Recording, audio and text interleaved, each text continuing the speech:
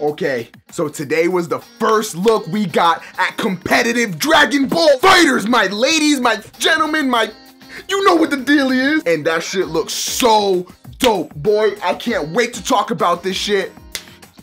Boy!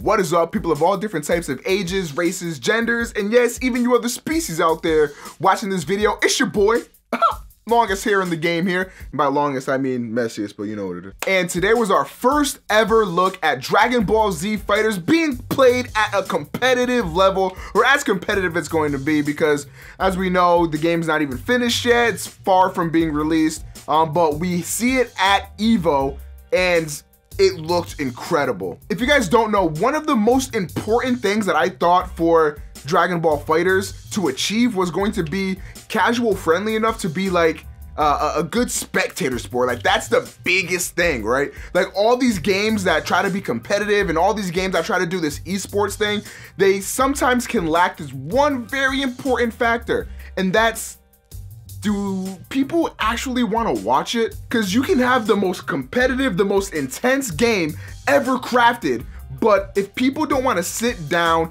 and watch it when it's on, that's going to be a severe issue. However, I can confidently say that after watching day one of Dragon Ball FighterZ Evolution EVO, it looked fucking incredible. And shout outs to my boys Rhyme and Afro for providing that hot and spicy commentary. They did a good job of holding the game together. And that's also half of the battle too, is you need to have a good spectator sport, and you also need to have good commentators, and Rhyme and Afro did a very good job at doing so. But just looking at the game on the big screen at EVO, like, this is like Hollywood for fighting games.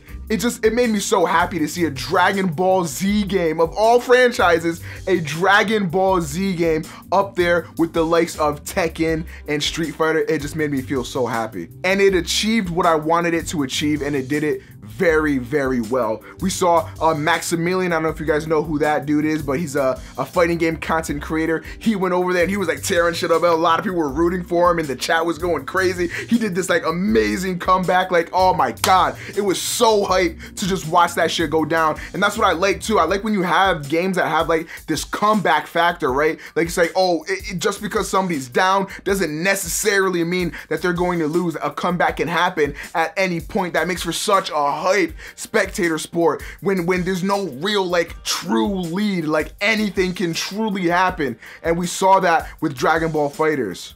And even though there's just such a limited amount of characters in this game, what was particularly interesting to me was the fact that people played so differently. It still kept it fresh after each match that we were watching. Like, we were seeing the same 6 characters the whole time, but how each player tackles the game and how they play it was just vastly different from one another, so it felt like we were watching new characters.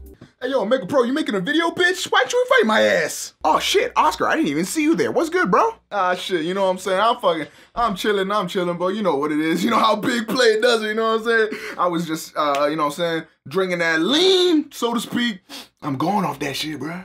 Well, everybody has their own shtick, I guess. Anyway, were you watching EVO? What the hell did you think about it? I'm curious to see what somebody like you thought about it. Hey, bro, fuck you mean someone like me? You better back the fuck up with that shit. No, I didn't mean it like anything like that, bro. I'm just curious to see what you thought about that, because sometimes you could be a little bit of a savage. I mean, I don't know, man. Like, it was alright, and so I'm not saying it was bad, but like, I think it's just way too early to be hopping on this shit. Like, I feel like you just hopping on this shit's dick. It's just feels like you just dick riding like you a Dragon Ball FighterZ shill, you know what I'm saying? We ain't even know shit about the game. Like, games look good before they're complete, you know what I'm saying? That's how it goes, you know what I mean? I don't know, I guess I'm just not sold on the shit yet. We only saw, what, like 6 characters? What if every character plays the fucking same? And I mean, it looks fresh now, but you don't know that's gonna stay fresh. Like, you only saw it for one day. You can't really say all that shit. Nah, I understand your concerns. They're very valid concerns, like you were saying. I mean, we still don't really know how the game's gonna really be, you know what I'm saying? But just the prospect of it, I thought was very interesting. And with so little that we saw, I thought it was still very fun to watch.